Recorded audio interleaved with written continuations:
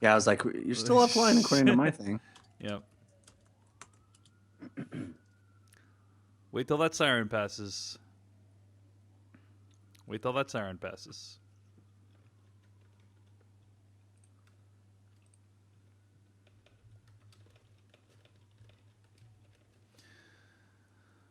Okay. So say we all. Today's episode of the Slash Filmcast is brought to you by HelloFresh. Please visit HelloFresh.com and use promo code FilmCast35 to save $35 off your first week of deliveries. That's HelloFresh.com and use the promo code FilmCast35 to save $35 off your first week of deliveries. Hello, everyone, and welcome to the Slash Filmcast, the official podcast of SlashFilm.com. I'm David Chen, and with me are... Devendra Hardwar. And Jeff Kanata. And welcome to the show, ladies and gentlemen. What we do here on this podcast is we generally talk about what we've been watching. We move on into some film news discussion, which you can find at slashfilm.com, and then we conclude with an in-depth review. This week, we'll be reviewing Rings. Rings. A movie that no one asked for, no one wanted to see, but here we are talking about it. I am looking forward to chatting about how good or bad this movie was with you guys later on in the episode. Find more episodes of this podcast at slashfilmcast.com. You can also email us at slashfilmcast@gmail.com. But let's dive right into it today. Let's dive into what we've been watching. Jeff Kanata, hit us with what you've been watching. Oh, I'm so excited to talk about Lego Batman, you guys. I don't know if you remember, but the Lego movie was my #1 movie of the year that year. What, 2 years ago that it came out? I adore that movie. I just found it to be highly unlikely that they could actually turn that IP into something as wonderful and heartwarming and fun as that movie is. And I was honestly, a little skeptical that they could pull the trick off again and, manage to make a whole movie just about Lego Batman and recapture that magic formula. But man, it is just as good. Well, I don't know. It's not just as good, but it's real close. And one of the most fun experiences I've had in a long time. It's really the movie I needed right now.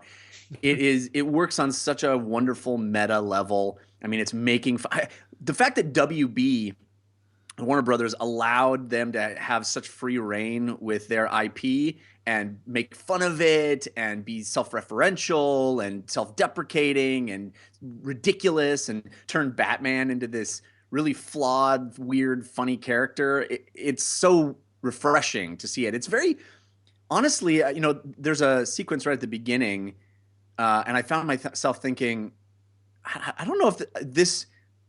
I want like a little kid to have this be his first Batman experience, right? Because it's so meta. It's so like it takes the Batman character and just subverts it completely, and is making fun of the idea of being Batman, right? Mm-hmm. And it's almost so cynical and not cynical. It's what's the word? It's wry, mm-hmm. It's wink, wink, nudge, nudge. And I kind of feel like I want a kid to have a pure, right? Like Batman is a noble character in theory, right? Yeah. Right. So Batman Begins. Yeah. Right. Batman Begins should be the first experience that any kid has. Well, your son should watch Batman Begins when he's 5 years old, Jeff. It's just funny what you're asking, Jeff, because you're asking the pure story of a guy whose parents are killed and who goes hell-bent on revenge to beat up people outside of the law. That's what you want to introduce your kids to. I love it, Jeff. Well, maybe.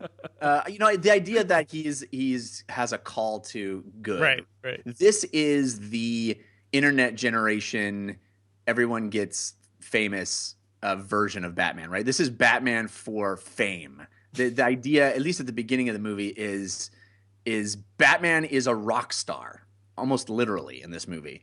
And in the in a era where I see my nephews and the thing that they want to be most in the world is on YouTube, right? It's almost like I don't know if this is a kids movie because it's making fun of all that, but by holding it up on a pedestal, right? Mm-hmm. And I don't think kids get the irony. But it's still delightful. I mean, I had these reservations at the beginning, but the movie really finds such heart and such a wonderful new take on the Batman mythos. How do you, 60, 70 years into Batman stories, how do you find a new take? They somehow managed to carve out a wonderful version of Batman that finds a really heartfelt, beautiful message to be mined from that, all the while being uproariously funny. I mean, I was laughing my butt off in this movie. And, half the jokes are making fun of other Batman movies or the things we know about the franchise. It's great. I highly, highly recommend it to adults. It is, an ironic, wonderful, smart, funny look at Batman and pop culture in general. All right, well, that's Lego Batman. It'll be out in theaters this week. I am going to check it out right after I record this. I'm actually running to the theater to get to a screening on time. So I'm really looking forward to it as well. But yeah, Lego Batman sounds like it's super meta. And Jeff, I don't know if you're not giving kids enough credit, but I guess I would say that when I watched stuff as a kid, that stuff that's funny is still funny, even if you don't get the underlying meta aspects of it. So, as an example, I remember watching the Naked Gun movies when I was a kid. Right, I had no idea what they were parodying. Right, I didn't understand that there was this whole genre of cop shows or movies that this was kind of making fun of. But I still found them to be hilarious. And I don't know. I think kids could probably watch this, and that'd be their first exposure. And then later on, when they're 12 or whatever, they'll have this moment. It clicks in their mind of, oh, now I get it. No, I get it. Yeah. It's not the humor that I fear is lost on them. It's more this idea of what a hero is, and I don't know. There was just a take on it. It'll be interesting to see what you think after you see it, but. That there's the very first sequence in the movie, of what Batman is at the beginning. He's just the coolest guy in the room, and I just think that's such a problem. Yeah. That kind of role model is such a problem these days. Well, good thing, Jeff, we have all these live action DC movies to. It really balances it out. The heroism aspect. That's another. You bring up a great point. That's another thing that I came away thinking is this vibrant, colorful, jolly, happy DC universe that we see in this movie is really fun. A fun place to be, And all the DC superheroes show up at one point in the movie, and it's it's oh, I wish we could this is an alternate universe kind of happiness. Well, that's Lego Batman. That's what Jeff's been watching this week. I just want to mention a couple things. Firstly, I had a goal this year, which was I wanted to submit a film into the Seattle International Film Festival. It is a very modest goal. It's not like a grand goal to direct a blockbuster film or something like that. I just was I want to make a short documentary, submit it to the Seattle International Film Festival, which is one of the later film festivals, so their deadline is a little bit later than other festivals. And I did that. I put something together pretty rapidly in the last couple weeks and submitted it this past week. But as I'm going to talk more about that, later on in later episodes of the podcast. But while I was doing that, I started going through Vimeo staff picks and just watching, dozens of short films, just to kind of get myself into the mode of what is it that at least the Vimeo staff picks crew considers to be good narrative, good, documentary short films. And one of the ones I found was this short film that I've watched maybe 5 or 6 times. It has been funny every single time. I'm still finding new things, new details in it to laugh at. And that short film is called No Other Way to Say It. You can find it online. We'll link to it in the show notes. But it's very simple. It's a 6-minute short film, and it's basically about a voiceover session. Just a woman recording a voiceover session for a commercial. And it is so spot on in how it captures the dynamic between every single person in that voiceover room. There's the person, the talent who's trying so hard to be cheerful and upbeat. There's the people giving direction who often have no idea what the hell they're doing, and then there's the sound guy who no one gives a crap about their opinion, and they just need to be patient and do their job. Like, it is very, very good. I sent it to Jeff Canada. Jeff, you watched it as well, right? I did, as somebody that has worked in VO and specifically on commercials in VO. This is, the best kind of comedy comes from truth, and this just nails it from a place of truth. I have been in that exact situation with those exact people. Yep. And it's so right on. It's a bunch of people who don't know what they want, trying to convey in words that don't make any sense to a person who's just trying to do it right. Like all you want to do is just give them exactly what they want, but they can't communicate what they want. Right. Man, it is. It's really funny and spot on. Yeah. So we'll link to it in the show notes. Check it out. It's just a few minutes. And in the next couple of months, you'll be able to watch my short film online as well. So that should be exciting as well. Nice. Anyway, what else? So I watched a couple of other films as well that I had heard about that had made many critics' top 10 lists, but that I hadn't had a chance to watch last year. Did you guys hear about these movies? Tony Erdmann and Camera Person? Oh, man, I've been dying to see Tony Erdmann. How did you see it? I had a screening. It's opening in Seattle this weekend, actually. But yeah, I have to say, no offense to that movie and everybody involved, but every time I hear about it, it sounds like something from 30 Rock, like a prestige movie, like Tony Erdmann, right? What's it about? I don't know. I can't believe that movie is actually real. It's the rural juror of the foreign press circuit for awards season this year. I think Tony Erdmann was nominated for best foreign film. Let me start with Camera Person, because that is a movie that anyone can watch right now. So Camera Person is available on Amazon Prime Instant Viewing right now. So if you have an Amazon Prime account, you can check it out there. I'll read the plot summary right now. Cinematographer Kirsten Johnson exposes her many years behind the camera through a memoir made up of decades of footage shot all over the world.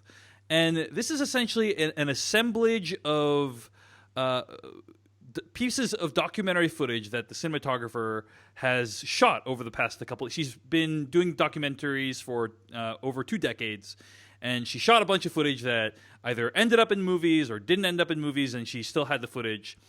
And the way she set it up is that this is kind of her memoir, right? This is the things that she's experienced, the things in life that she's gone through. It reminded me a lot of Richard Linklater's Boyhood, which I think is a movie that both of you guys loved, right? Yeah. So Boyhood is a movie that I respected the accomplishment of Boyhood, but that was not a movie I was crazy about. I don't think it made my top 10 of that year, as far as I recall. But one insight that I really loved about Boyhood, and I was reading about this in an interview that Richard Linklater gave after the fact, is he was saying how what you remember, or to quote another person that I know who talks about this, like Stephen Tobolowsky once said, "You don't choose your memories choose you." Right? You don't have control over what it is you remember. And Richard Linklater in Boyhood, he's talking about why did he choose that series of scenes for that movie, and he's saying how when you think back on life, you don't remember really the big moments. You remember the incidental moments to the big moments. You don't remember the graduation. You remember the car ride home from the graduation. That's a quote I thought about a lot since I read it and saw that movie. You don't remember the graduation. You remember the car ride home from the graduation. And in fact, in Boyhood, they don't show the graduation. They show the car ride home. And there is something very profound to this idea that it's these little moments that are more impactful, that shape you more than the big moments, than the showy moments, than the flashy moments. And that's what I think this movie does a really good job of capturing. Camera Person does. It's all these kind of weird little moments that, by themselves, it's kind of like, well, I'm not really clear why she chose that, but every single moment is impactful in its own way. Like, you kind of understand, oh, I can see how witnessing this, recording this, being present for this would shape someone. This movie has a 99% in Rotten Tomatoes, and a lot of people seem to love it. It's many critics' top 10 lists. I did not love it myself. I found its affectations to be a little bit irritating by the end. Like I kind of watching this whole like assemblage of random B-roll footage. It's not random. I mean, she obviously had a purpose for why she put it that way and assembled it that way. But watching this assemblage, it made me realize why I like watching regular movies. Like I like watching movies that actually tell, or not even regular movies, regular documentaries. That are really skillful at assembling B-roll footage that tell a story that has a first act, a second act, a third act. I'm a simple guy with simple pleasures, guys, and so I kind of appreciated what she's trying to do, and I still think this is a movie people should watch because it will expose you to people and lifestyles and places around the world that you will never otherwise go to. But for me, it did not add up to more than the sum of its parts. I will acknowledge that, as with a movie like Patterson, like this is Dave Chen's opinion, and my opinion is likely in the minority. And you will probably love it, and that's why I bring it up, because you should check it out. But for me, it didn't quite work on the same level as it did for many of the other critics who ranked it on their top 10. I just thought that there was just enough kind of bizarre decisions and enough kind of things that I wish, like, she shows like a story of like a midwife in Africa who's helping someone to give birth, helping women give birth, and it's like, wow, I really wish I had gotten more of that, more context. I wanted more context, and I know that's not the point of the movie, but that's just my own personal feeling about watching Camera Person. So overall, worth checking out. Not exactly my cup of tea. It's also in the Criterion Collection. It's a very well-respected movie. I think you guys would probably like it. Since you guys like Boyhood, you'll probably like this movie really a lot as well. For me, it didn't quite do it, but yeah, still a lot to make it worth recommending. So, Camera Person on Amazon Prime Instant. Also wanted to just talk about Tony Erdmann real quickly. This is a movie that is actually coming out in limited release soon. At least in Seattle, it'll be out in limited release. Nominated for Best Foreign Film. I'm going to just read a very brief plot summary. A reluctant woman must spend time with her estranged father when he comes for a surprise visit. I'm going to be very, very sparse with the plot details, but have you guys ever had one of those visits where a family member or a friend comes over and hangs out with you, and like everything goes wrong? It is just like the most unpleasant visit, and you wish they weren't even there, and by the end of it, you're glad they're gone, kind of thing. Sure. This movie opens with one such visit, and it does a great job of capturing that. And then I'm not going to reveal what happens after that, but I thought this movie was pretty delightful. It is so bizarre and cringeworthy and absurd, but there's also a lot of heart to it. And the way it captures this dynamic between this father and daughter is really something special that you don't quite see very much. I do think the movie is a little long. It's 2 hours and 40 minutes. And I think it could have easily lost 30 minutes without much impact on the emotional impact, on the emotional arc of the film. But overall, there's no other movie like this that's out right now, and I would recommend you check it out. So that's Tony Erdmann. There's just so many, like, when you think back on this movie, speaking of incidental moments, there's just a dozen moments in this movie that I'm going to remember for a very long time because they're so wild and bizarre and surprising that I think it's definitely worth checking out and talking about. So hope you guys have a chance to check out Tony Erdmann. It's going to be out in theaters very soon. And finally, wanted to just mention that I watched the Super Bowl this week. And Jeff, I think you watched the Super Bowl, but you didn't watch the commercials. And That's right. Devindra watched the commercials, but didn't watch the Super Bowl. I didn't watch the commercials. I just watched the trailers. That's all I cared about. Just the trailer. So between you two, you guys basically watched you had one Super Bowl experience. Yeah. And then afterwards, I watched 24 Legacy, which is back with Corey Hawkins in the lead role instead of Kiefer Sutherland. And Jeff, this is a surreal experience. I saw the Super Bowl in a bar with 100 people, and on Twitter, I was like refreshing Twitter furiously because everyone had a really strong opinion on who was going to win. On one side, you have the Patriots, my hometown team, but who have people on there who support Trump, who are supported. The Patriots are supported by Richard Spencer, a Nazi, the one who got punched that went viral. Mm-hmm. And he called them, one of the whitest teams, and that's why he thought they were great. Then on the other side, you have the Atlanta Falcons, a very diverse group from a city that kind of needs a win. Everyone on the internet was rooting for the Atlanta Falcons. Yeah. And it was an incredible game. And in the first ever Super Bowl overtime, the Patriots clinched it. Unbelievable. Unbelievable what happened. And then immediately after, 24 Legacy comes on. And in the opening scene of 24 Legacy, a suburban white family is murdered by Middle Eastern terrorists. Oh, man. And it just, like, a lot of people are saying, oh, this game is symbolic. It's very similar to the election. You know, they were up and there was an 80% chance they were going to win. And then all of a sudden, oh my God, complete reversal. And then you follow that up with a 24 Legacy that's very worthy of the Trump era, highly stoking of Islamophobia. It was just a crazy evening of television. Jeff, what do you think? I like how you're equating that, by the way, to the Super Bowl and, family getting murdered. Well, it's just firstly, a lot of people felt like that, certainly, but it was so stark, the triumph of the, I guess, Trumpian mentality in those two events. And again, the Super Bowl is not nearly as impactful or loaded with consequences as the election was. It's pretty inconsequential when it comes to the grand scheme of things, but it was still a wild viewing experience. It is two things. First, it is so unfortunate that these people have to claim this team as their own, thereby making this team's victory a victory for neo-fascism. It is so unfortunate because, I mean, that fueled my rooting for the Falcons, and then it also fueled my heartbreak when they lost, and this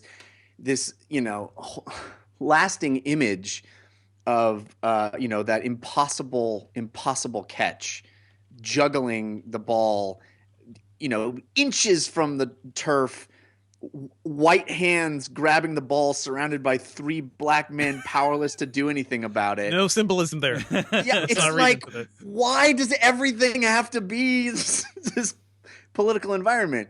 What's really funny is that I saw, as the game was going on, I saw people like basically laying out this argument of like why they're rooting against the Patriots. I wasn't fully aware of all of this, so it's a really thing. It's like, oh, okay. I guess we've decided the Falcons. Let's gonna go with this. Like, okay, I guess the internet got together at some point. Yep, It was that's hey, basically what happened. Let's do this. That being said, Jeff, even though the symbolism was pretty loaded in that catch, damn, that was an amazing catch. Was it not spectacular? Oh, it's unreal. I mean, in that moment, when that happened, I tweeted, the Patriots are definitely going to win now. When something like that happens in sports, it's inevitable. There's a magic that is happening that is beyond the realm of the possible. It's just like when the ball just bounces the right way and just happens to there's fate happening. And I don't know how to explain it, but it over and time again, that's it. The play might not be the play that wins it for them, but it's the play that shows that they're definitely going to win. The second thing I want to say, though, is that isn't it incredible that, not only in the same calendar year, but in the same sort of seasonal year, one season of sports, every single major sport has had this happen where there has been a undeniable, overwhelming favorite that is wildly ahead, that seems like they are going to win. Statistically, they're going to win, right? And yet they come back to, the Cavaliers, the Chicago Cubs, now the Patriots. The presidential election. I think the weird phenomenon. How is you have one of those happening in a year, and we all flip out and think that's an amazing. But in every sport, and there's some weird juju going on, man. It's a strange confluence of events. Well, Jeff, I think the lesson from all this is don't root for anything. Be cold and dead inside. Yeah. And retreat from all passion and joy, and then you'll be protected from the inevitable disappointment that you will feel. Yeah, we are on the same page. Before. Yeah. Yeah. Yeah. I said this before, guys. I blame the Large Hadron Collider. Everything's been fucked up ever since we turned that thing on. You think we just like Just flip go the destroy it, guys. That's all we got to do. darkest timeline? We put Darkest ourselves. timeline, yeah. Well, anyway, that's thoughts on Super Bowl and 24 Legacy. I actually have another podcast, genpopshow.com, where I dive into 24 Legacy and how problematic the opening episode was of that show. Check it out there. But yeah, Devindra, you and we bonded over our love of 24. Yeah. It's not great, the reboot of 24 this year. So Seems like all the worst aspects of that show just boiled down again. Indeed. All right, Devindra, hit us with what you've been watching. Oh, yeah, a couple things. I had my family over this weekend, so I showed them Arrival on Blu-ray. I'm lucky enough to have an early copy of that thing. I also have the 4K Blu-ray, so Nice. that is a gorgeous-looking thing. Just wanted to say, like, seeing this movie for a second time, it clicks even better. I think this is one of those rare movies that you really do have to watch a couple of times, and it connects a lot better. And shout out to the special features, which are just fantastic. Just them talking about how the idea for this film came together, how Eric Heiser basically has been pushing for it forever, and yeah, just very interesting stuff. How they came up with the language. I didn't realize that Stephen Wolfram was involved, like the Mathematica and Wolfram Alpha guy. All this stuff that helped make this movie so great. So definitely worth checking out and picking up on Blu-ray. Cool. That's Arrival, and it's out on video on demand right now. It'll be out on Blu-ray soon. Speaking of special features, I had a chance to watch the Gone Girl commentary, which you can find on the iTunes version of Gone Girl or on the Blu-ray. Devindra, I think you had listened to this, right? I think so. It was a while ago. And Jeff, we watched Gone Girl, right? Did we review Gone Girl together? I think so, right? I don't remember if it predates us, but I adore that movie. I think it's amazing. David Fincher always gives great commentary, and this one is no different. Super insightful. If you want to learn a lot about filmmaking, check out David Fincher's commentaries. I remember back in the day of DVD listening to his Fight Club commentary.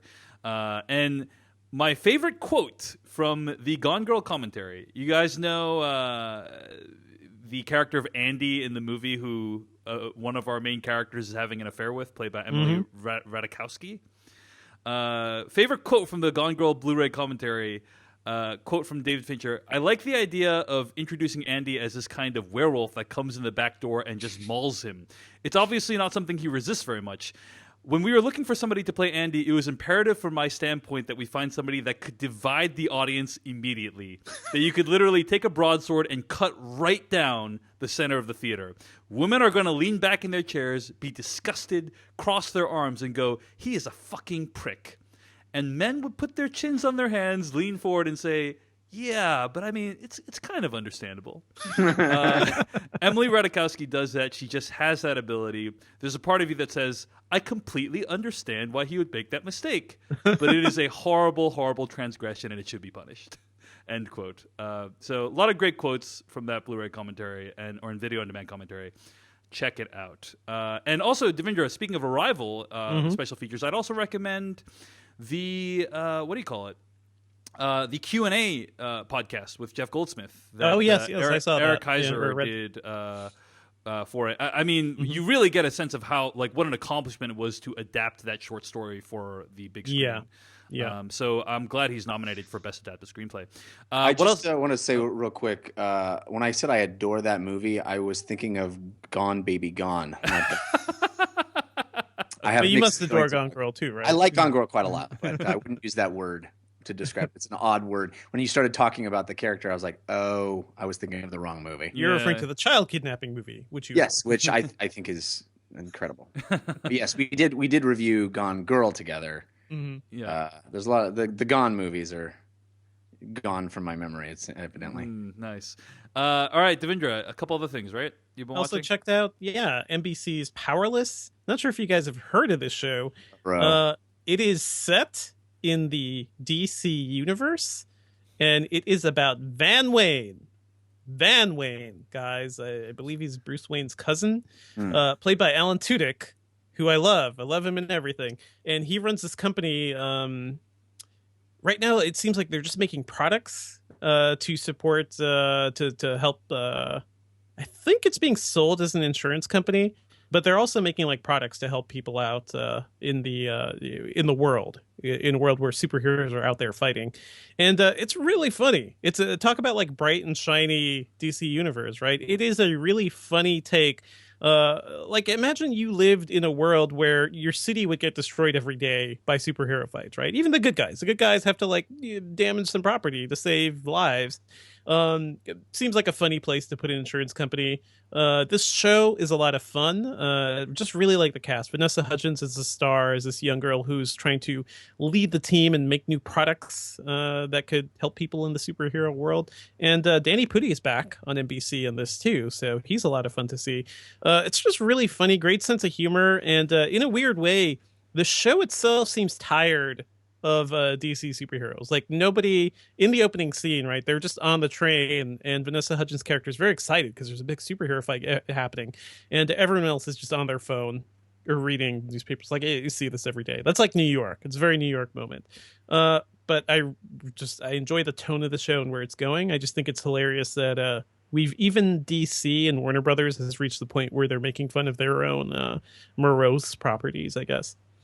All right, well, that's Powerless. I've heard mostly negative reviews. Yeah, about me this. too. I enjoyed it. It has a 57 on Metacritic. But you know, Devindra. This is what I like about Devindra Hardawar, who, by the way, happy birthday recently. Oh yeah, happy belated birthday. This is what I like about Devindra Hardawar. He's always optimistic about where TV shows are going, and whereas I would have quit Powerless probably 10 minutes in, he's probably going to watch it all the way to the finale. It made me laugh, guys. That's all I'm saying. That's all he's looking for. And what else have you been watching, Devindra? I also saw Sadako versus Kayako. I'm not sure if you guys have heard about this, but this is the Japanese movie where the ring ghost fights the grudge ghost. And they're doing a Jason versus Freddy? Very much just like that.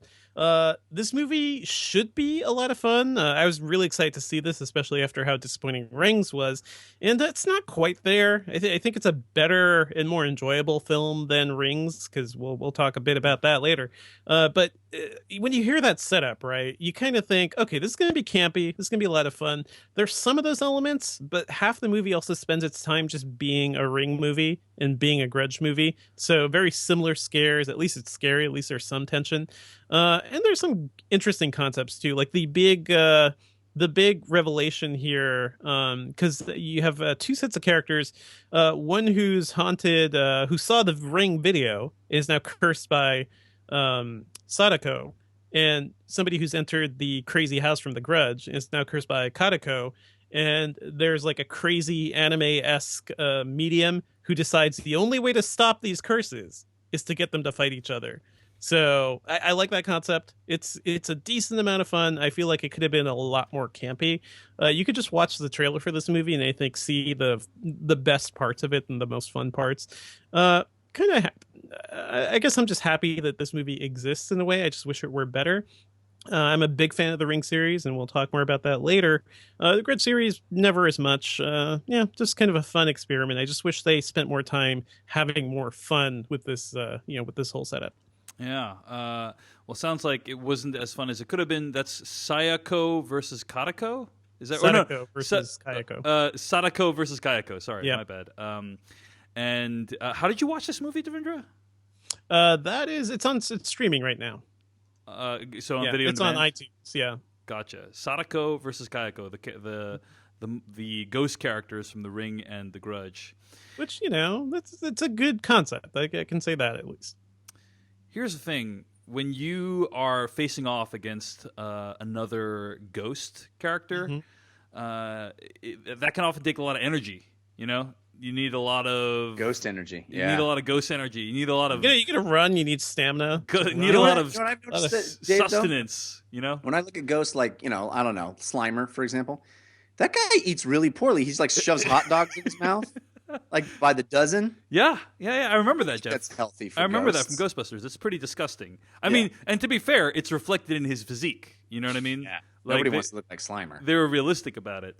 Well, if you don't want to look like Slimer, if you want to look like an awesome human being who's incredibly healthy, you got to use HelloFresh, our sponsor for this week and one of the leading meal delivery kit services.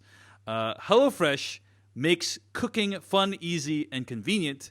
And what they do is they send you a box full of ingredients that are fresh, and they have recipes that teach you very simply, step by step, how to make a meal. Usually the meals are around 30 minutes, so it can be done super quick. Jeff Canada, you recently made a HelloFresh meal, right? I did. I have to say, David, with absolutely no hyperbole, that having meals delivered to my house so that I can cook them has straight up changed my life. It has made my life better, has brought my wife and I closer together. It makes us excited for cooking. It eliminates the things that stood in the way of me cooking more often, which is going to the store and figuring out what to cook. It takes care of those things. You don't have to, buy a whole bushel of basil or a dozen eggs if you only need one, or you only need a few sprigs of basil. They send you only the amounts you need, so you don't have any waste. It's perfect. And the meals are really good. Like you said, I literally just cooked a HelloFresh meal, which was mozzarella crusted chicken. So easy. It was so easy. It was done in like 20 minutes, but I knew exactly what went into it. So, there's not a bunch of crap that I'd get from a fast food place or even a restaurant. You don't know what they're putting into it. And I had the joy of cooking it myself, doing it quick and easy. Because I do this, I've gotten better at chopping. I've gotten more skilled, and I feel like a real adult person. It's an awesome thing to be able to do that kind of stuff. Very cool. I love it. Well, if you want to get in on this, listeners, we have a special offer for you today. Go to HelloFresh.com and use promo code FilmCast35. That's HelloFresh.com. Use promo code FilmCast35. Get $35 off your first week of deliveries. That's HelloFresh.com, FilmCast35. And yeah, get meals delivered to your door, all the ingredients you need, nothing more than that, and the recipes and know-how to create these meals in roughly 30 minutes. It's a great bonding activity. It's healthy. It smells good. I mean, and it makes you look and feel a lot better than Slimer from Ghostbusters. So for all those reasons, you should go to HelloFresh.com, use promo code FilmCast35 for $35 off your first week of deliveries. Hope you guys will check them out. HelloFresh is an awesome sponsor for us. Let's move on. I think we just lost Devendra. Did we? I'm here. No, he's here. You added Peter. Oh, sorry. Peter, you ready? Yes. I heard somebody describe Steve Bannon as what Slimer looked like before he died. Oh, man. Let's move on. And today, there we go. Peter, are you still adjusting things? Yeah, I'm just adjusting stuff. All right, let me know when you're done. I'm done. Okay. Let's move on. And joining us today for our film news segment today, we got editor-in-chief at /film.com, Peter Soretta. Peter, how you doing? I am doing great, Dave. Thanks for having me on. Always great to have you on the show. And this is gonna be like a very quick hit, a quick dose of Peter Soretta today. Because something happened last week that we didn't talk about. We were, so busy talking about all the film news last week that we didn't mention that the new Star Wars film got a title, right? Star Wars: The Last Jedi. And you are probably one of the biggest Star Wars fans I know, and so I thought we'd just have you on to see what your reaction was to that title. I mean, anything excites me about Star Wars, Dave. So it's not like that should be a surprise. I was actually a little bit surprised because the title, I expected it to be a bad guy focused title because of if you line up all the titles, Maybe it is. Yep. What'd you think? What'd you think about that, Peter? That's actually a good theory. I haven't heard that. Many theories going on about who is the Last Jedi, but I think it's pretty obvious who it is. Well, but Jedi is the same plural and singular. Yeah. So it could be the last few Jedi. You know what I mean? Yeah. So Peter, you pointed out a few things in your article breaking this down. One of them is, like you said, they're breaking the symmetry. The second in the trilogy is no longer about the Empire or Yeah, the Empire, and also it usually is like a 4-worded title. This is a different, Empire Strikes Back or what is it? Attack of the Clones. Attack of the Clones. Right. Yeah. So forgettable, Dave. But the other thing worth pointing out is it's the Star Wars logo treatment is red here, which has only been done twice before with Revenge of the Sith and Return of the Jedi when it was Revenge of the Jedi. Yeah. Yeah. So I mean that could fit in with Jeff's theory that the Jedi are not good, but so I don't even know if it's that. I do wonder because there have a lot of fan theories been flowing around, right? And if one of the people we consider to be a Jedi now ends up being a bad guy at the end of that movie, I hope we do see the Rey turning kind of plot line I've been thinking about. If you read the novelization for Force Awakens, there is a lot more to it that you feel the dark side calling towards her. You hear Snoke talking to her at the end when she's about to kill Kylo Ren. And the music gets really dramatic at that point too. Like a lot of that felt purposeful, but it was so short in the film. It was hard to read much into it. I would love that. That would be so ballsy. It would also be about Kylo Ren's redemption too. So, yeah. I should say I did a speculation article about this in May of last year, and it got a lot of comments. And I think about 10 of them out of 206 comments, 10 people actually, 5 or 10 people got The Last Jedi. So it's not obvious title as well. So guys, I'm going to mention something that I probably shouldn't talk about on the Slash Filmcast, but I need to point it out as the origin of this topic that I'm going to bring up. So Red Letter Media is a YouTube channel that produces these incredibly lengthy reviews of Star Wars films and Star Trek films, and they're like definitely hardcore nerds. They also stoke a lot of negative sentiment that I'm not a fan of, but I actually think a lot of their observations are astute. They recently released a video series called The Nerd Crew, which is a parody of film podcasts such as ours. It's also, I think, more directly a parody of shows like the Collider Film Talk and Screen Junkies and those guys, because we're not a video podcast. Yeah. And I found the Nerd Crew to be pretty hilarious. I didn't find that it resembled us very much, but maybe that's just because I don't have a lot of self-awareness. But one thing that they did point out, which I thought was kind of interesting in the most recent episode of the Nerd Crew, of which there have been 2, is that they put up on screen, like they were drawing a contrast between the old logos, A New Hope, Empire Strikes Back, and Return of the Jedi, and then these new logos, The Force Awakens and The Last Jedi. These new logos are basically... Wait a second, Dave. Are you actually introducing into this conversation a argument that was made on this parody podcast as a real topic of discussion? Yes, that is exactly what I'm doing. But basically, if you look back at those logos from the original ones, they were pretty interesting. Empire Strikes Back and A New Hope and Return of the Jedi. They were like each title design was different in some way, and now it feels like every logo is the same. Right? It's just these massive Star Wars, and then in tiny font underneath it, or in between them, is like the title of the film. Anyway, I just thought it was an interesting observation that I would not have made, that is kind of a commentary in some ways on how corporatized, I guess, these new Star Wars films are. Am I reaching? What do you guys think? Well, I do think that Star Wars sort of created the franchise, right? Yeah. And the franchise has become so much more powerful than they could have possibly imagined.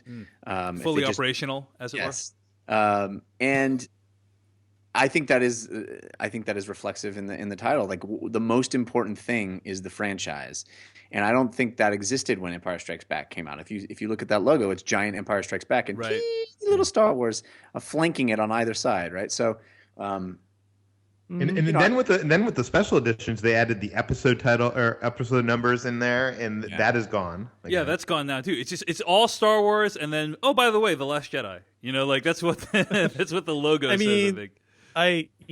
I could also see why a parody podcast would bring up this line of reasoning, because it's like the most hipster argument ever. Well, to be fair, they were bringing it up as a like. They were actually, I think they thought it was actually a legitimate point that the logo has changed, but the characters on the Nerd Crew or whatever were saying, they were like jokingly saying the new logos are actually better. Do you know what I mean? Like they prefer the new logos because that's what Disney's putting out. So it wasn't like a parody of analyzing minute. No. I think they actually enjoy that kind of stuff. Okay.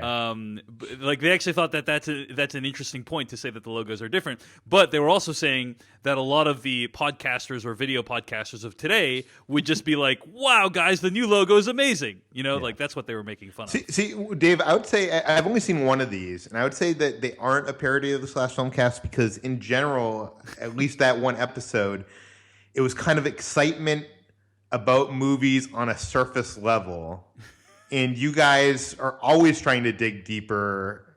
And this isn't me praising you guys, but like it's not looking at a film on a surface level and being, "Oh, this is so amazing because the action and I feel like you guys are always digging a lot deeper than that." Also, we're not cool enough to parody. Yeah, no one gives a crap about us. I think we are so small that we weren't even on these guys' radar to parody. Most likely. So. But in any case, I thought that was an interesting point that I would not have noticed, and it seems like you guys kind of agree that the logo treatment is definitely becoming more uniform as time goes on. And like you said, Peter, they have dropped the episode title. Like, what do you think that is? I guess like Star Wars should be thought of. They want us to think of Star Wars as more of a continuum, right? Yeah, as opposed to like discrete units. Star Wars is forever. Yeah. And also, there's if you put a title down or a number, that makes you think you have to see the previous one to see right, this one. As opposed to, hey, just go to the theater, see the new movie. Star Wars, right? Who cares what number it is? Yeah, I've had a lot of conversations with marketing people, and across the board, if you look at the last 10 years, Dave, they've removed numbers from sequels, and I think it's actually going to be weird because I feel like in 10 years or 20 years, when people go back to like, okay, I'm going to go watch the Marvel Studios movies. Right. Which Avengers movie do I watch for? Like, what order do I watch them in? Like, you don't have any idea anymore. It will all just dissolve into an entertainment slurry in your brain, and you won't know which one to like. Is Age of Ultron first or is it second? Kind of thing. Well, that's how comic books have been for 20 years. And it's been horrible. That's not a good model, Jeff. Well, when I was a kid, you issue 1 followed by issue 2, and then you got to issue 600 and 700, and now nothing gets to issue 600 and 700. It's rebooting. It's a new issue number 1 every year and a half, and I guess it's true. They are playing the long game, right? They're planning for a naming structure that will be relevant in 20 years, right? Because in 20 years you'll have Star Wars 25 or 28, what I mean? I don't think Lucas originally, conceived of it as 3 trilogies, right? But Disney doesn't want 3 trilogies. Yeah. They want an infinite stream of Star Wars tales. So why limit themselves to episode whatever? You are just going to make the next Star Wars movie if you can. Right. And also like it will I think a movie that's like part 29 or part 33 doesn't sound good. It sounds like, why is that thing still around, right? It doesn't sound appealing, and it sounds intimidating rather than inviting. So, right. Well, I do think it is more of what Devendra was saying about people scaring off people that would want to see the movie because it has a number at the end of it. But Star Wars will always have, the chapter numbers in the opening scroll.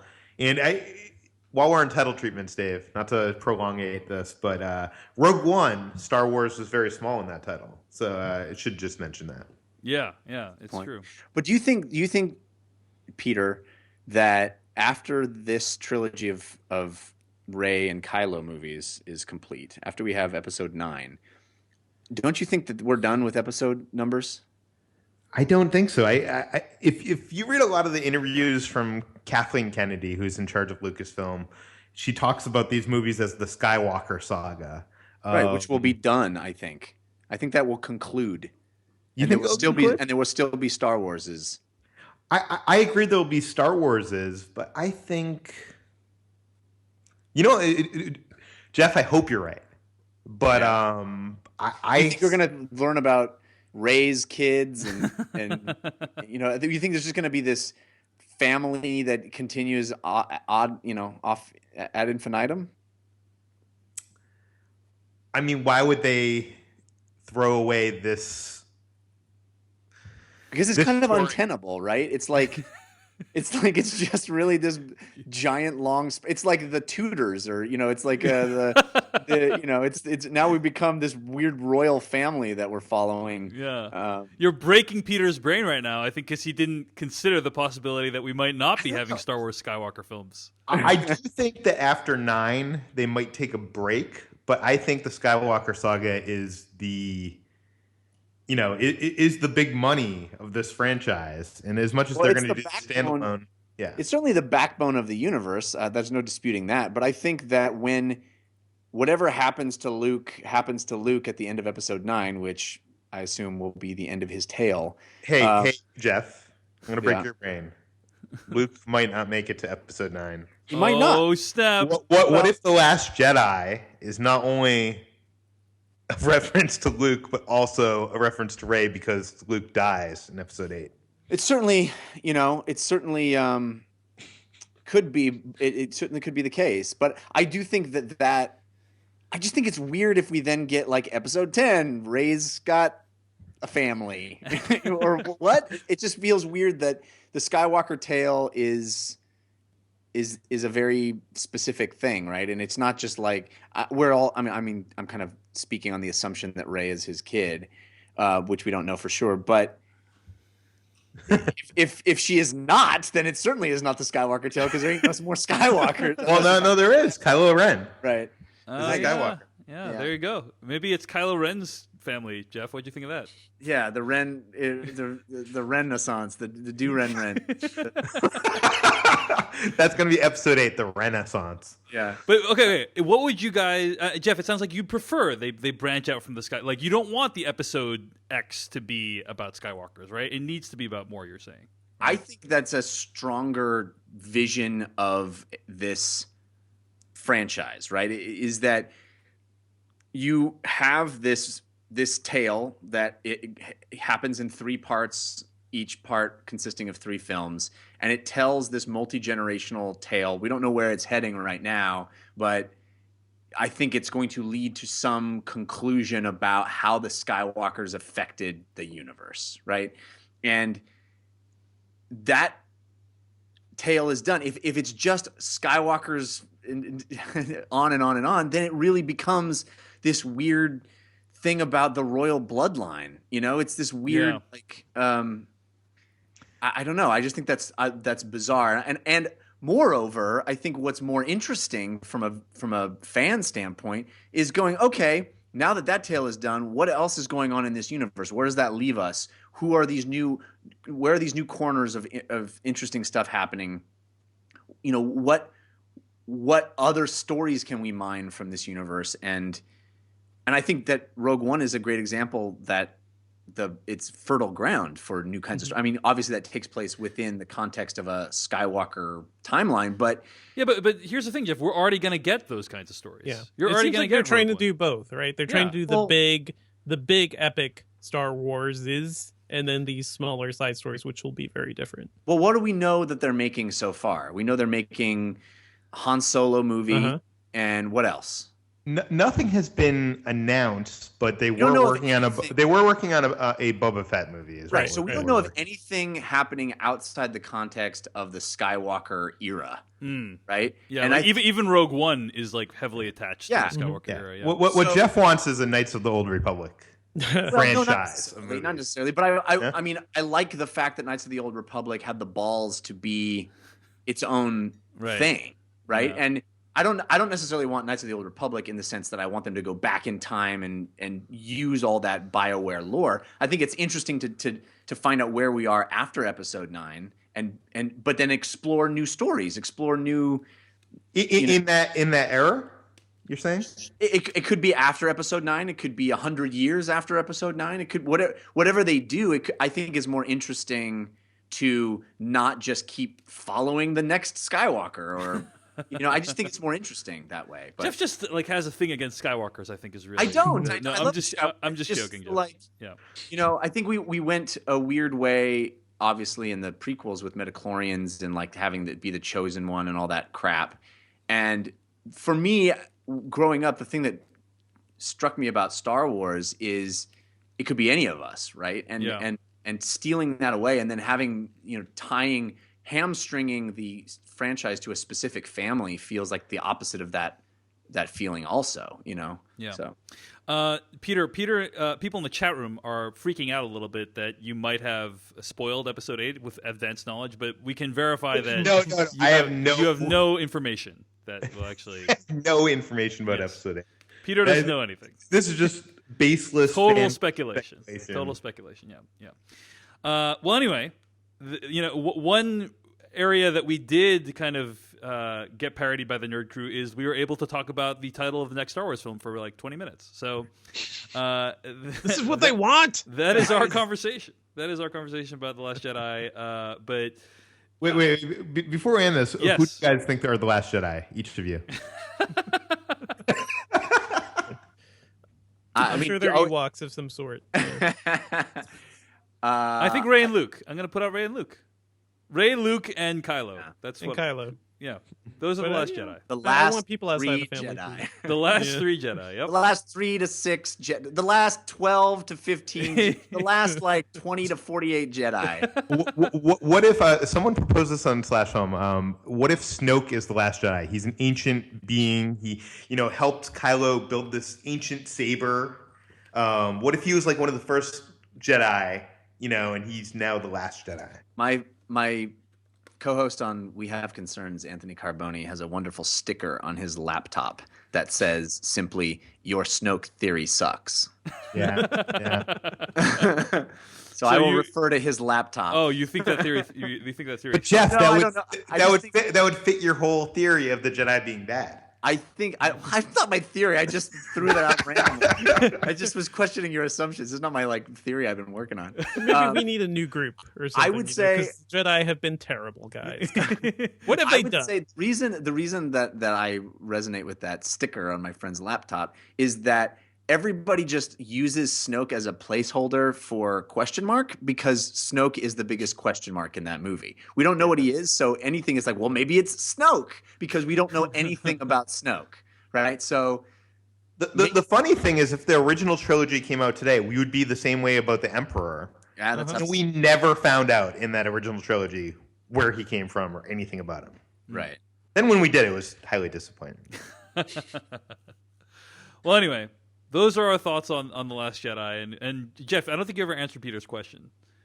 I mean, I think it's pretty clear that it's either Rey it's probably Rey. It's either Rey or Luke or both. Or maybe it's Kylo. I mean, that's really the only 3 candidates. I guess you could say Snoke. But there's no way it's Snoke because there's clearly other Jedi. Yeah. I'm going to go with the clear, the opening scroll for Force Awakens calling Luke Skywalker the Last Jedi, and even Snoke in the movie calling Luke Skywalker the Last Jedi. So you think it's just Luke? I think it's just Luke. All right, we'll see. Peter, you've been right about things you predicted in the past, so but I was so wrong about predicting the episode 8 title, Dave. So what did you think the episode 8 title was? Oh my God, what did I put here? Hold on, I have the article up here. I think I theorized it could be The First Order Strikes Back or Rise of the First Order. Wow. These are basically based on pattern recognition. Those are horrible, Peter. Yeah, no, those are also pretty terrible titles. Yeah, but I was going based on the previous. Yeah, not worse than Attack of the Clones. I mean, yeah, what are we judging against here? It's up there. It's up there.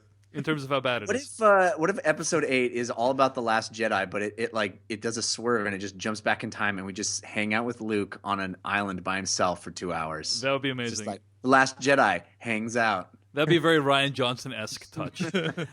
Anyway, all right. So that's our discussion of The Last Jedi. Wanted to mention one other thing before we get to our review of Rings today, and that is a bunch of guilds held their awards this week. The Directors Guild of America, the American Guild, the Thieves Guild, the Assassins Guild. The American Society of Cinematographers, and the International Animated Film Society all had awards. Wanted to give a shout out to our colleague and friend Dan Trachtenberg, who was nominated as like best first time director, I believe. Did not win the award, but it's pretty amazing that he was nominated. Who did win the award was Garth Davis, who directed Lion. He also won the best DGA award for first time feature. So first time feature, Lion. Lion was a movie that was basically totally off my radar until it was nominated for an Oscar and then won these awards at the DGA. So I think I'm going to have to check it out before the Oscars, and maybe we'll do a bonus episode on that. Damien Chazelle won DGA award for feature film, so it gives a really nice preview as to what might happen at the Oscars this year. And Ezra Edelman won Best Documentary, O.J. Made in America. So a lot of great filmmakers and films honored at DGAs. In terms of American Society of Cinematographers, Lion also won for Best Cinematography for a theatrical release.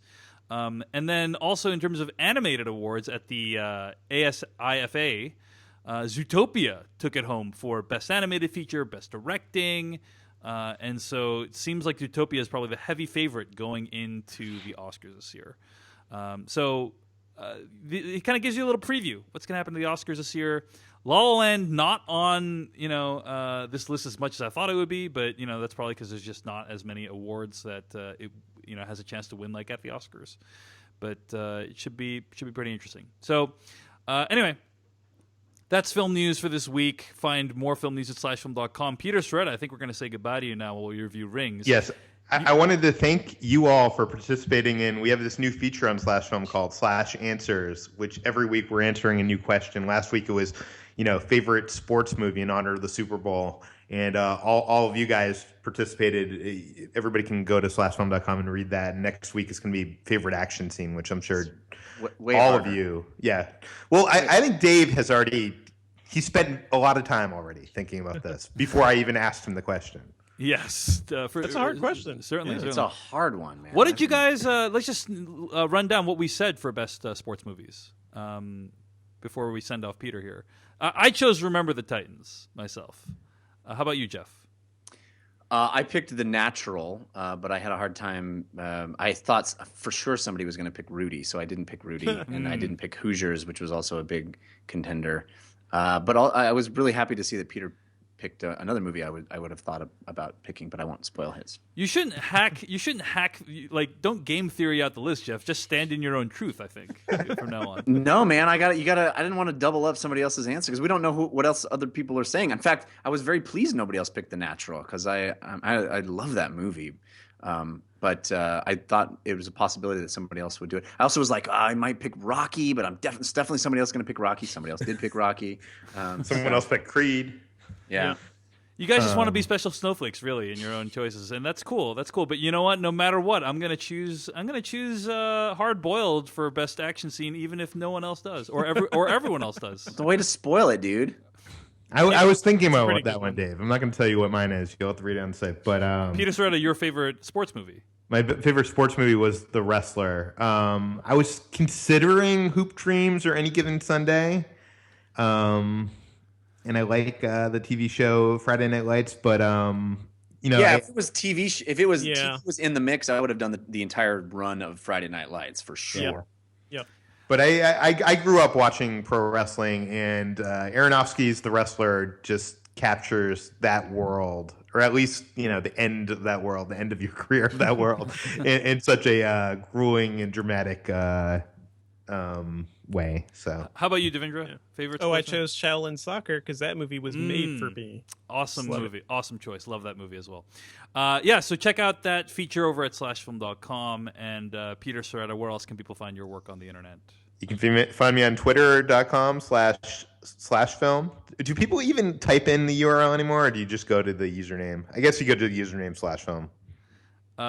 Yeah, I don't know. I don't know how people find us, but that's one way they can find you. They mostly don't. Yeah.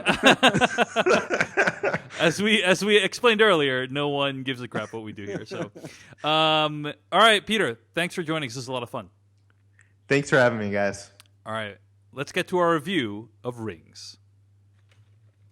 Do we need to do spoilers on this? Because I don't even think we need to.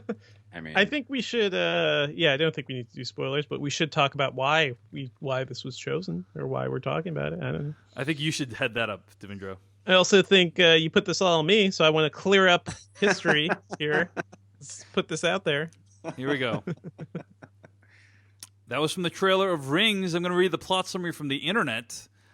A young woman becomes worried about her boyfriend when he explores a dark subculture surrounding a mysterious videotape said to kill the watcher 7 days after he's viewed it. She sacrifices herself to save her boyfriend, and in doing so, makes a horrifying discovery. There is a movie within the movie that no one has ever seen before. oh, tons of spoilers in that. Jeez. I don't know. That's like the first 20 minutes of the movie, I think. No, it isn't. That's like halfway through That's the movie. the end. That's That's the whole big reveal. Is all right, all right. Do you want me to do that again? You want me to do that No, again? No, I don't care. I don't care. I'm just surprised. That is, it's just like, fuck this movie. We're not gonna care about spoilers. This movie stars Matilda Anna Ingrid Lutz, who plays Julia, the main character, Johnny Galecki as Gabriel, a college professor, and Vincent D'Onofrio sleepwalking his way through the role of Burke, who is a creepy blind man that Julia meets. He's not an important character at all. More than halfway through the film. No. Yeah, I mean, I guess we should just warn you that we might drop some spoilers during this review. We might not have the normal spoiler warning like usual because we just don't give a crap enough about this movie's film. not worth watching. Yeah. No one should go see this movie. Yes. So Yes.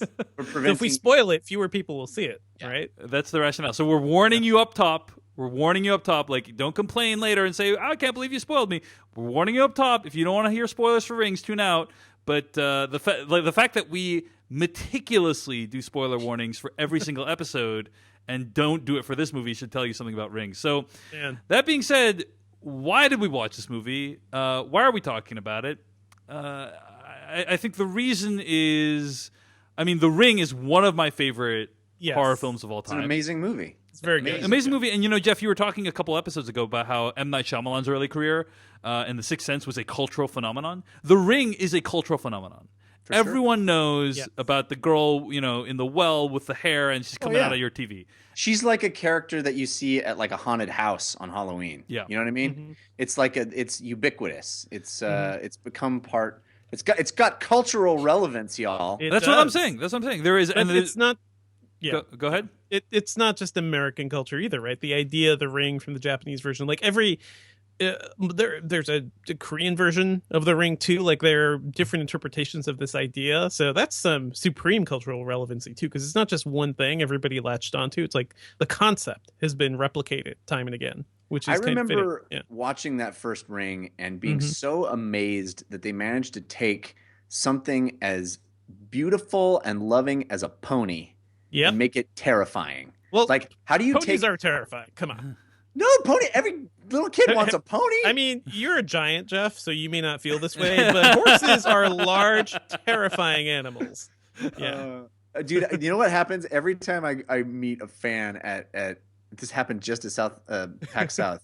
They're like, "Well, you're a lot smaller than I expected you to be." So when people say these things, it's like creates a false expectation. Anyway, but yeah, I was so amazed. Like, I love the sort of level of difficulty that they went for. Is like, we're not going to just make something scary. We're going to take something that everybody universally adores and pines away for, like a lovely little pony, and make it scare you. And I have so much respect for that. Well, also, this was Gore Verbinski, I think, before he had made any of the Pirates films. And he proved himself to be, in my opinion, one of the best visual stylists of our time. I mean, such a beautiful film. and he's the kind of guy, like to invoke Amadeus, the Milos Forman film. He's the kind of guy that will use 5 shots when 1 shot is sufficient. And I love him for it because his movies are so beautiful and everything is meticulous. Yeah, so interesting to look at, and I just think The Ring really established him as a major player in the genre of film, directing game. And one of the rare, truly effective remakes, I think, too. Like in many ways, I like the remake of The Ring more than the Japanese version, Ringu, which is a good film. It's a nice low budget film, but the American version does a lot more for me. Yeah. So, also Naomi Watts, who was in the original The Ring. Obviously, she's had a long and storied career now, but I mean, she was just starting to take off when that movie came out, and I think she's one of the most talented actresses alive today. And I'm a huge fan of her. And so, The Ring really had this confluence of J-horror was just starting to come into its own in America. This is around the time of The Grudge as well, and all these other Japanese horror movies we were remaking. And then you have Gore Verbinski, and Naomi Watts basically about to reach the height of their powers. A lot of great stuff leading into that movie. So now, over a decade later, you get Rings, which continues the story. And I guess Ring 2 also continued the story, but... Yeah, Ring 2 actually directly continued the story. So. Right. It wasn't a bad movie either. I liked Ring 2. Oh, man. Devindra's not a huge fan. It's not great, but it's not bad. So, guys, great. I have not seen Ring 2. Does this movie, Rings, acknowledge any of the events of Ring 2? Yes, Ring 2, in a way, sets up this movie, the whole thing about Evelyn and Samara's family and whatnot. So Ring 2, so here's the thing, let's pull out a little. I'm a fan of this entire franchise and the whole Ring phenomenon too. Actually, at one point during college, I took a course that was all about Japanese supernatural films. We had some great professors at our school. It's kind of crazy. But we talked about the whole concept, and the Ring 2 is just interesting because they brought in the original Japanese director of Ringu to do that film, and it's a good looking movie. The only problem is the script was terrible, and I didn't care about anything that happened in it. So none of what made The Ring great is in The Ring 2. Gotcha. So then you got Rings, which is a movie, by the way, we should say that has been bumped a couple of times. It was supposed to come out, I think, in 2015. Yeah. Then it was supposed to come out in fall of 2016, and then now it's out in 2017. And by the way, based on how this movie ended, how Rings ended, or at least the last act, I've seen some speculation about why it's been bumped because it is very similar to another film that came out in 2016, the ending of this movie. And maybe they wanted to put some space between the two films. It's similar to a couple things. There are a couple sequences that are similar to other movies too. Just completely speculating. Yeah. So all right. So before we dive into this movie, I think one of the reviews that I really enjoyed reading about this was written by Aja Romano over at Vox.com. And she really describes as well. Rings, quote, Rings opens in the weirdest way with 3 totally disparate opening sequences in a row, 2 of which feel completely disconnected from both each other and the rest of the film. We start with a scene in which the Curse of the Ring brings down an entire airplane. This scene is a campy romp that feels like it was cut from the most recent Final Destination and stuck onto the beginning of this one. It has only a threadbare connection to the rest of the film. Still, it establishes that our iconic ghost villain Samara is still stringy-haired, waterlogged, and evil. Digital. From there, we meet 2 side characters at a flea market discussing an old VHS player. One of them, a biology professor named Gabriel, watches the creepy old VHS tape he finds after buying it, after which he witnesses a surreal upside-down rainstorm. Gorgeous and quiet, this scene ably sets the tone for the rest of the film, before it's immediately disrupted by yet a third, completely different opening, this one a garishly lit bedroom scene doing its best to channel a mid-2000s Nicholas Sparks movie. It's such a weird tonal whiplash that it takes a while to realize the movie has actually settled on the 2 lovebirds in this final scene as its plot drivers. End quote. Yeah. Really weird opening, huh? It's kind of all over the place, yeah. Jeff Canado, what'd you think of the opening of this film and the subsequent events? David. So you actually saw this movie in a condition that in a situation that a lot of us didn't have a chance to see it in, surrounded by middle schoolers, right? I did. I did. I was shocked. I went to a screening that was sometimes we get invited to these screenings that are actually radio station award winner screenings. And that we could do a whole episode just about that experience in general because it's one I've had very frequently. Yep. And it's unique. And if people haven't experienced it, whew. But I was very surprised to see almost felt like a field trip of kids being brought in, just like, let's all go see the Rings, kids. And okay, count off, go down the street. And they had chaperones, and the kids were all very young looking. And I just thought, this is the weirdest situation ever. Yeah, so that's it's not cool. really It's cool though. The movie's PG-13, so it doesn't really. Yeah, it's super cool.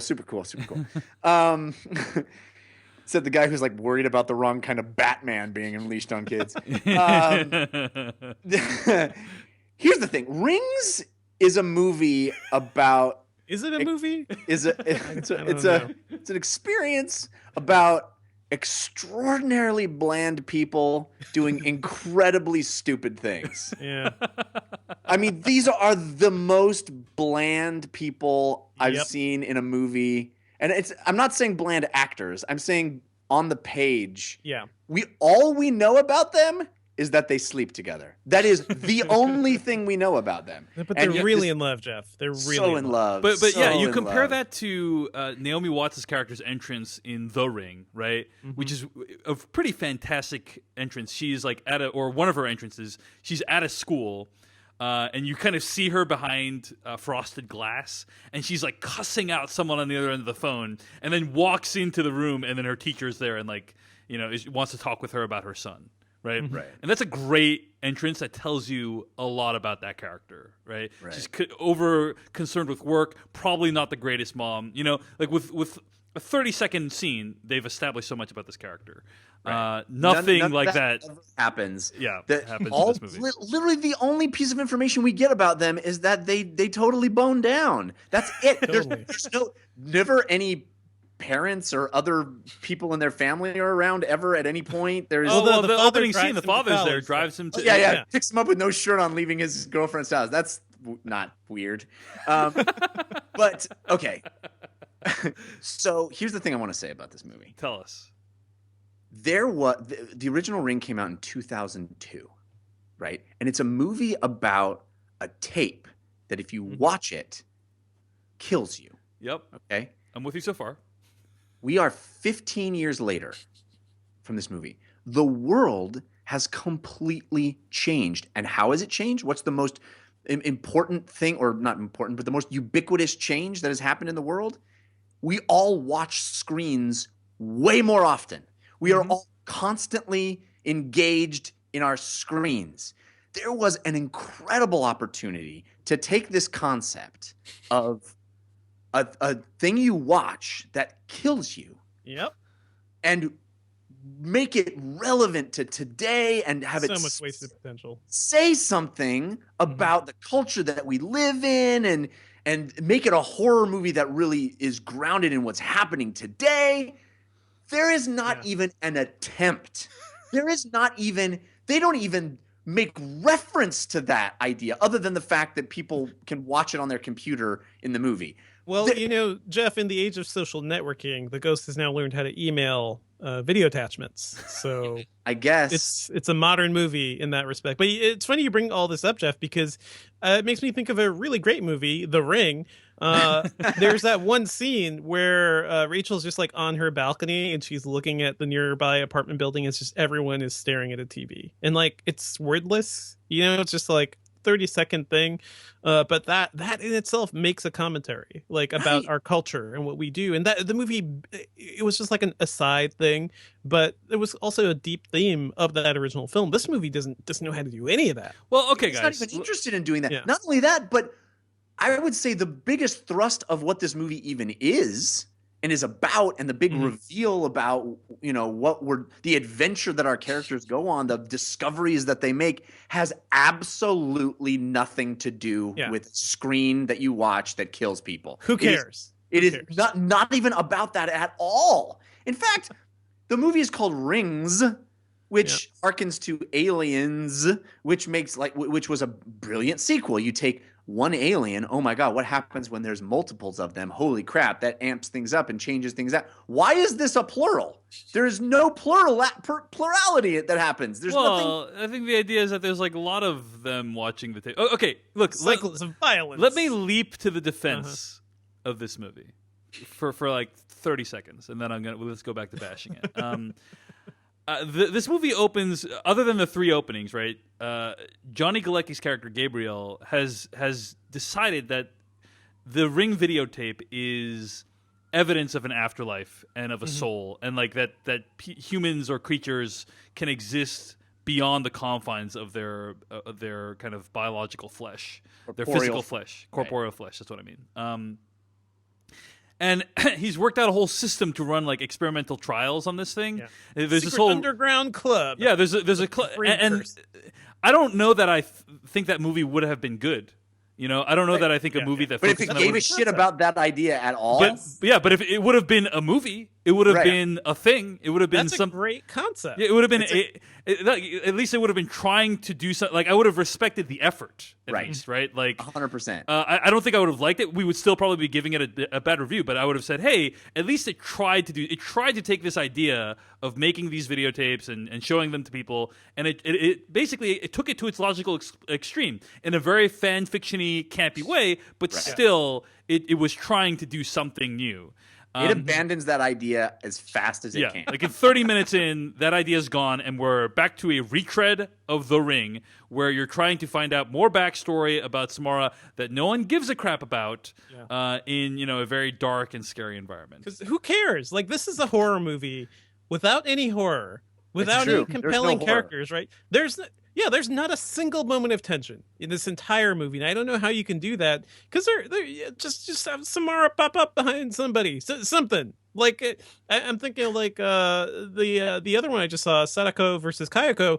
Like actually, interestingly enough, like there's some thematic similarities between these two movies. That one also deals with a college professor who's trying to figure out the afterlife using the Ring videotape, and there's also some like social networking stuff that comes in towards the end there, or internet connected stuff. But it does it in a way that's at least a little more interesting, and the execution of the basic scares. Like, how do you make a horror movie and just fail to scare people at every point? I agree, it doesn't know if it wants to be a Final Destination movie, and even if it does, every one of those sequences, the plane thing, it's fine. It's terrible. I was more grossed out that it was like, is that toilet water? Oh man, toilet water is getting everywhere. Don't want that.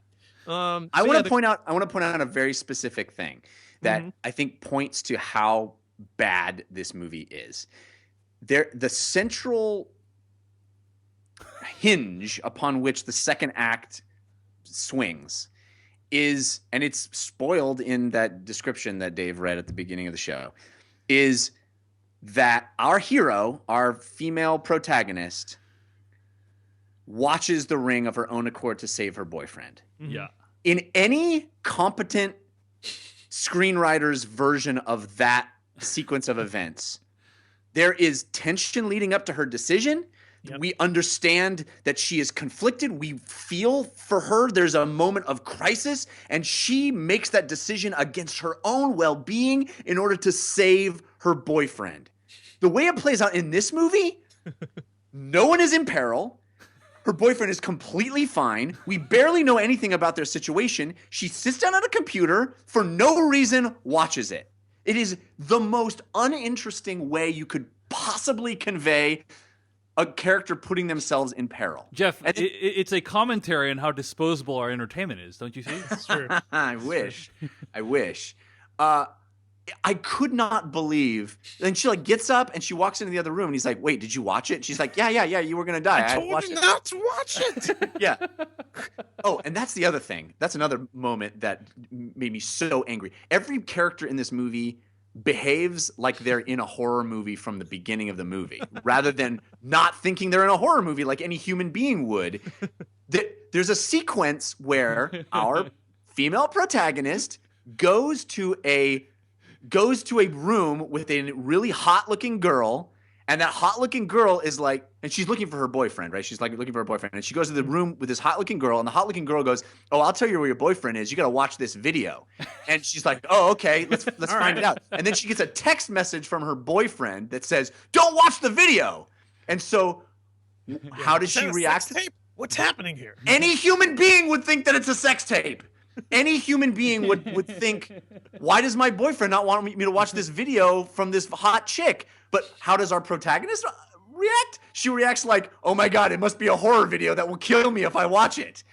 No human being would react in the way she's not curious about what the video is. She just blindly believes her missing boyfriend who texts her, don't watch the video. Like, it defies all human behavior. Like you would think, especially in this day and age, and again, an opportunity for the film to actually say something about our culture. You would think, oh, she would react to that like, oh my God, did my boyfriend make a sex tape with this girl? Holy crap, I should watch this. I want to find, but no. Even if she said it like jokingly, like just acknowledge the reality that anybody else, would have thought of in that situation. But yeah. To me, the bigger problem too is like nothing in this movie matters. Like what made The Ring terrifying isn't the backstory of Samara, although I like the investigation parts. But The Ring 2 had this problem as well. It's like telling us more about the backstory is not furthering the story. It's just like removing the mystery. It's explaining why things are happening and not telling me like why I should be scared. Well, in The Ring 1, the relationship between the Naomi Watts character and her son was very powerful, right? And I think they want the relationship between the two leads in this film to be as potent, but it just does not rise to that level. And I think that's largely on a script level, but also I think that Matilda Anna Ingrid Lutz is talented, but doesn't hold a candle to Naomi Watts, unfortunately. Like, just isn't as convincing to me as a person in that situation as Naomi Watts was in a similar situation. They're all just basically they may be very, very talented, but in this movie, they appear as cookie cutter. They're ill-used. Teen movie. They're ill-used in this movie. You were talking earlier about horror, in the Slack Filmcast at slackfilmcast.com. Justin was talking about this movie. Justin K was saying, things that scared me during this movie: a dog barking, an umbrella, a bird hitting a window, and that's about it. Yeah. I think you probably would agree with that. There weren't that many scares at all in this film, right? Right. Yeah, it's not even just scares. Like the Ring and even Ringu, like they are movies that exist in this like just constant state of tension and fear. Like we talked about what works for Split, right? One thing Shyamalan always does really well, he knows tension. He knows how to build it up, and he knows like how to play us. He plays it like an instrument, and he knows how to make it work really well. This movie like is just event after event, and this thing happened, and that person's dead, and none of it. There was no flow to anything that happened in this movie, really. And all they care about is Sumara and sort of like reinvigorating this IP. That's all they care about, rather than actually creating something interesting that could have actually commented on our modern culture. Like, what if the professor character finds this tape, and then because we're in a media culture where we're in the digital age where anybody can edit video, what if they just deconstruct what it is about this video that can kill people, and then you can embed that and then you have the pluralization of Ring that actually means something. So you can weaponize it or something. Right. Yeah. Or, although, to be fair, the ending of the film does kind of do that, right? Yeah. The last 30 seconds of the movie does kind of do that. God. Right? But so bad. here's my main beef with Rings. You guys have said a lot of things you don't like about it, but my main beef is that The Ring, in my opinion, was such a special movie, and she was watching this thing, right? She watched this videotape, and then found all of the images in the videotape. Like the videotape was specific to her, right? It was specific. She watched these crazy images, and then went and like lived out those images. She found those images in real life, like the horse getting pulled under the water. That actually happened, and that was in the video. And so for me, it was always bizarre that the videotape would have power beyond the scope of that particular story. So that there were even that the images are even scary today. It's just not scary. Like watching the videotape today, it's not nearly as scary because it's decades later. I think the creepiest things in this movie are all of the footage from Gore Verbinski's The Ring. And how does that work, by the way, right? Do you get credit for that? Like, basically setting the tone for the series, creating that short film. All the shots of Samara's parents and young Samara as well are in here. Yeah, I didn't really see his name in any other capacity in this film. I don't think he was involved in this at all. But it's like, how do you? They took your movie and they like shit on it. Oh, and when he makes a movie for the studio, it becomes basically their property. I know. It's just one of those things. That's rough. But also, like, the act of duplicating a videotape was more powerful back then, because you could feel it. You could physically feel it. Yeah. And it was also not super easy to do. You couldn't. It's just not the same impact when you can right click and duplicate in Mac OS X to make a copy of it. But you know what I mean? You scared when that 7.7 error popped up, Dave? Yeah. And then this whole nonsense about a video within a video. Yeah, the file size is bigger, guys. Cutting edge video embedding technology that we apparently don't have today. Do you guys ever think about Samara like sitting around in the afterlife and somebody watches it? She's like, I gotta make a call. Well, hang on a second, I gotta make a call. Every time they watch, I have to call them, and That'd it's be a really good short video. Yeah. Yeah. And then at the end, like when we see that Stranger Things, guys. when at the end when like thousands of people are watching the video at once, she's like, shit, I gotta make so many calls. Oh man, my weekend just got ruined. What's really sad about this is that I haven't seen anything else by this director, but I did recently see Ouija: Origin of Evil, the second movie in that franchise. Ouija, I believe, is how it's pronounced in the United States. But Mike Flanagan, a guy who, we've been following him for a while, Hush, he directed Oculus as well, but I really liked Hush. He is a stylish director. He knows what he's doing, and that movie is better than, it should be, than any right that it should be.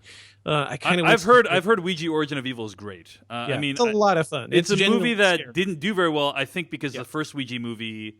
Oh, actually, no. It did okay. It did okay. It made $81 million off a budget of $9 million. It's based on a board game. It's based on a board game, yeah. And it has one of the most effective trailers I've seen. Like, I had no desire to see Ouija: Origin of Evil, and then I watched the trailer and I thought, oh my gosh, that actually looks pretty good. So that's a better horror film, you're saying, Devindra. A better horror sequel that you probably wouldn't expect to be good. Just go watch that. Don't watch this. It's just a shame because I think the Ring concept and the franchise, there's so much they could have done with it. Like you're saying, Jeff, like let's make it let's make it modern. Let's bring it to, the world where we have screens everywhere. There are so many ways to make that genuinely scary. And this movie's just not interested in that at all. And I do want to say one more thing too. Dave, this was not my decision. I saw a certain tweet that laid the entire blame of us talking about this movie on me. I do want to say we brought it up. I brought it up to you, I think, but we decided on it together. So I'm not going to take full blame for this. Oh, I had nothing to see how terrible it is. That's for sure. I didn't. This is why you have to watch trailers, Jeff. You have to tell us no. Yeah, no, I don't think you like by our agreeing to do it, we are also at fault. I'm not saying you are solely at fault. I read your tweet, sir, and I just want to make this clear to our listeners and to the world at large. There's enough fault to go around. 'Twas not me. Yeah, there's fault to go around. I mean, do you deny being interested in Rings? Yeah, vaguely interested. But if both of you guys were like, no, then we would have reviewed something else. It's true. It's true. That's exactly right, Devindra. If both of us had said no, we could have stopped this tragedy from happening. Just like The Ring, this is a curse. Let's all be glad we aren't seeing 50 Shades Darker. So we can count our blessings there. Indeed. But the real crime, I think, for this movie is that it's not even so bad that it's good. Yeah. Like it's just boring, bland, and terrible. Yeah. There's a joy in bad horror movies. There's no joy in this movie. Yes. I don't know, guys. I've been trying to advocate for a lot of movies to be in the so bad it's good category. In the last year or so, and you guys have just told me they're so bad. Like The Accountant, I would say is so bad it's good. Oh, I mean, it may be good to you. You may enjoy aspects of it. Sure, that's fine. That's your personal taste. I can't imagine somebody really enjoying this movie. Yeah, nor can I. This also has one of the worst Vincent D'Onofrio performances I've ever seen. It feels like he is doing each of these like line readings in one take. Is what it felt like. Yeah. You love how it turns into "Don't Breathe" at one point. Yeah, it becomes "Don't Breathe," except a much worse version of it. Way worse. It's like a worse version of The Ring, and then a worse version of "Don't Breathe," and then kind of a worse version of Blair Witch, I guess, depending on. Okay, and then here we go. Just everybody, I'm going to spoil the end of this movie. So here we go. Excuse me. It's actually kind of a cool idea that he blinded himself so that her evil wizardry couldn't affect him. How does that get resolved, guys? She just overcomes it. She just makes him see. Like, what? Well, you see, her bones were uncovered, Jeff. Therefore, her full supernatural power was revealed at that point. You know, so even though he was blind, she unblinds him so that he can see her, which she couldn't do until the bones were interred. Yes. Yeah, it's bad. And then she's a ghost who makes phone calls, Jeff. And then, by the way, they set her free by lighting her on fire. But just as in the first movie, when you set her free, worse things happen. And I didn't understand why she was so hell-bent on helping her. Like in the first movie, you can kind of understand, right? You felt sorry for this girl. Well, in the first movie, she's a journalist. Like she's trying to uncover the truth behind this crazy story. You know? And a girl who was basically killed by her parents and abused, and just that you felt sorry for Samara in that movie. This one, it's like, what? She just blew up a plane, and like I do not get the sympathy even for Samara at this point. Right? Guys, so Devindra, you just reminded me. We're forgetting the best part of the movie, guys. Okay, the best part of the movie. Firstly, I'm obviously being sarcastic when I say that, but there is a legitimately good shot when the camera kind of rotates 360 degrees around the main character, and then she's in that kind of dungeon that the priest kept her in for 9 months, and then the dungeon kind of like reassembles itself before your eyes. That's a legitimately good visual effect in my opinion. I like the upside down rain thing. There's some genuinely cool shots. The upside down rain was also good. Okay, yeah. But we are forgetting to mention the best part of the movie, which is when she goes and sees all this writing that's been scratched out on the wall, right? And the person is counting down how many days they've been there, and she's like, 440 days or whatever the hell it is. Like, that's 8.5 months. This person was pregnant with Samara. And then, like, dun, dun, dun. Move flashlight over to right side, and the person has written possible names for her baby on the wall. Right? Sarah? ? Sally ? Nope. Sam? Sam ? Well, nope. Samara ! Point underline. As the only person here who actually has had a kid, that's exactly how we did it. That's exactly how we came to the names. I can imagine, but you weren't in the dungeon, Jeff. Like, you weren't in the dungeon scratching it out with like a piece of porcelain that you broke off the toilet or something. Yeah, but like Samara, it rolls off the tongue. It also evokes the idea of samsara, an eternal, eternal curse or something that just goes around and around. And I think that'll be appropriate for my daughter. She knew it back then. It's just funny because they felt the need to spell out that this was the person. Like that was how they spelled out that this was that person's daughter. Was they were writing permutations of their name on the wall in the dungeon. It's absolutely like ludicrous. Anyway, Rings is a bad film. It should not be seen, and it looks like it was announced yesterday that they are Paramount is pulling Friday the 13th from their schedule this year. They were doing another Friday the 13th remake. They're pulling it from the schedule. I think largely because the movie has not started shooting yet, as far as I know. But certainly, like some people are speculating, Rings did not that well, and so that's why they're not doing Friday the 13th. And I've heard good things about that first Friday the 13th remake. Reboot, I think we reviewed it on the podcast. Oh yeah, I wasn't here for that. But yes, well, I think so. In any case, it was okay. It was not horrible, but. Paramount and horror films, not a good mix so far this year, and that's unfortunate. In any case, stay tuned to hear what we'll be reviewing next week. In the meantime, Jeff Canado, where can I find more of your work on the internet this week? Oh, follow me on Twitter. I'm at Jeff Kanata, which you spell with 2 N's and 1 T. And I have a couple other shows that you can enjoy, including a video game show called called DLC. It's at 5by5.tv/DLC. We had Chris Plant from The Verge on this week. Good episode. And I have a comedy science show called We Have Concerns, which you can find at wehaveconcerns.com. How about you, Devindra? Oh, I'm at Devindra on Twitter, and I write about tech at Engadget.com. Find all my stuff at davechen.net. I just relaunched my blog, and I have a new podcast with Joanna Robinson called Gen Pop. Find that at genpopshow.com. This week we talk about 24 Legacy, and we have a pretty awesome guest on this show, so I'd recommend you check it out. Again, genpopshow.com. Music for our podcast comes courtesy of AdamWarrock.com. He writes our theme song. Simon M. Harris does our Slash Film Court theme, and Kyle Hillinger does our spoiler bumper. We didn't use Slash Film Court or spoiler this week, but I'm going to give a shout out to them anyway. And next week we're going to be reviewing John Wick Chapter 2. Really looking forward to that. We're also hopefully going to try to get a bonus episode for some of the Academy Award nominated films this year, like Lion and I Am Not Your Negro. Hopefully we'll have a chance to get that together. If not, it'll be in what you've been watching. So yeah, stay tuned for more stuff coming from the Slash Filmcast this month. Thanks for listening to the official podcast of SlashFilm.com. We're out. Cool, guys. Good one. That was fun.